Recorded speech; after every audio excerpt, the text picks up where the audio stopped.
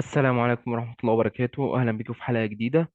النهاردة إن شاء الله برضو بنستكمل سلسلة الأفعال اللي بنفس المعنى. تمام. Verben die dieselbe Bedeutung haben. عندنا النهاردة فعل لو بيدي معنى يختار. عندي كذا بديل ليه. wählen auswählen بيساوي erwählen بيساوي aussuchen بيساوي heraussuchen بيساوي herausgreifen.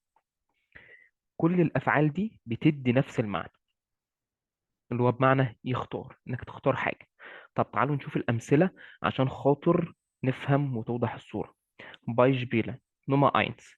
Warum hast du diesen Film gewählt؟ بقول لك انت ليه اخترت الفيلم ده. مثلا انا رايح انا وزميلي مثلا السينما، ففي كذا فيلم، فهو اختار فيلم معين، فانا بقول له انت اخترت الفيلم ده ليه. تمام كده. طيب. Nummer 2. Ich habe ein Geschenk für meine Frau ausgewählt. اللي هو انا اخترت هدية لزوجتي. تمام كده. Nummer 3. Er hat den richtigen Beruf erwählt. يقول لك هو اختار الوظيفة الصح أو الصحيحة يعني. تمام. Nummer 4. Sie hat ein schönes Kleid ausgesucht. هي اختارت فستان جميل.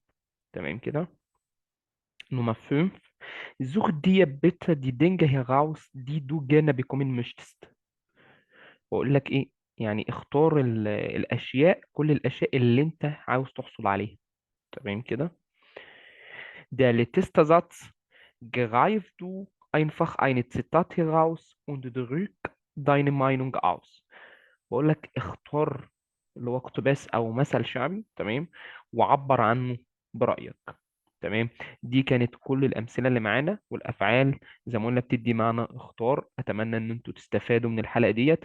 وطبعا بحب أكد على حتة ليه أنا بعمل الموضوع ده، عشان خاطر إن المتحدثين باللغة الألمانية كلغة بيبدلوا بالأفعال، بيستخدموا أفعال مختلفة كتير جدا. فأنت ممكن تكون قادر إنك تعبر عن نفسك، ولكن أنت مش عارف. ممكن لما يقولوا كلام قدامك ممكن ما تفهموش، ولكن لما ترجم الحاجات اللي انت ما فهمتهاش تلاقي انها بتساوي افعال انت عارفها بالفعل. تمام. فده الغرض من السلسله.